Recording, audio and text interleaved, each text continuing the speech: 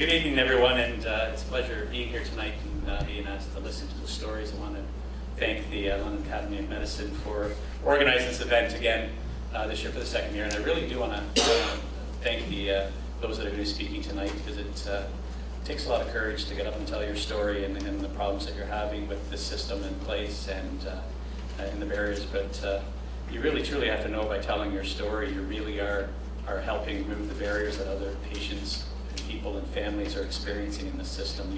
You're making a difference in other people's lives by telling your story. So thank you very much for being here and doing that tonight. Unfortunately, the stories you hear tonight are stories we hear as MPPs weekly in our constituency offices. And I think one of the canaries in the coal mine that our concern is more people are seeking assistance to access medical care through members of provincial parliament's offices than they are in the healthcare system. And to me, that's a concern. 7 years ago when I first began, it wouldn't be that often we get a call that there was a concern about accessing the care, but nowadays I'm having family members, patients, I'm even having doctors call my office and go, and Jeff, there's a concern. Either I can't get access with the LHIN or the hospital, or can you take this up with the ministry because they're waiting for somebody to sign off on something so we can finalize it. I'm speaking to the Minister of Health almost every week that we're sitting in the legislature with an issue that she has to get forward on, to go in somewhere in her mass bureaucracy that's been created there to find that form to sign off so we give people medical care. It's a huge concern. It's a huge concern. We've had 15 years of investment in infrastructure of the bureaucracy of the system. The Ministry of Health itself in 2003 had 5 assistant deputy ministers. We're over 22 today. Our LHINs have expansively grown, and the money reaching our hospitals was frozen for 5 years, whereas money for our community agencies dried up. They were frozen. So what's happening? You're seeing staff being cut year-end to match the budgets. How many nurses get fired every year? We're seeing services get cut year in and year out because they have to balance their budget.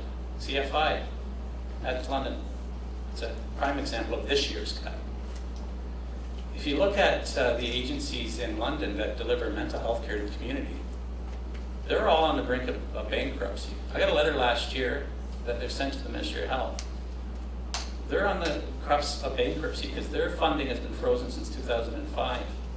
And these are the people that are supposed to be delivering the services for youth and children in our communities. Increased demand, thank goodness for Bell Canada for trying to remove the stigma, and people are talking about it, it's working. But now they're seeking care. And if you look at the statistics released by Children's Mental Health Ontario, emergency room visits to Ontario hospitals have increased 63% in the last 10 years. Hospitalizations of children and youth have increased 67%. All other conditions with children and youth have decreased.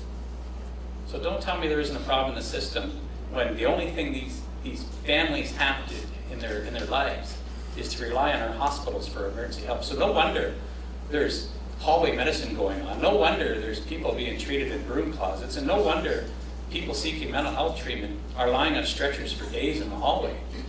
This government has been an utter failure at ensuring the demand in healthcare is being met. But instead, they've wasted $8 billion on e-health, which we don't have an active system going on right now. $1.1 billion on a gas plant a while ago. They've created these mass bureaucracies and said we've invested this money. The Auditor General stated in 2015 that of all the money they gave to the CCACs, 39% of those dollars stayed within the growing bureaucracy in the CCACs.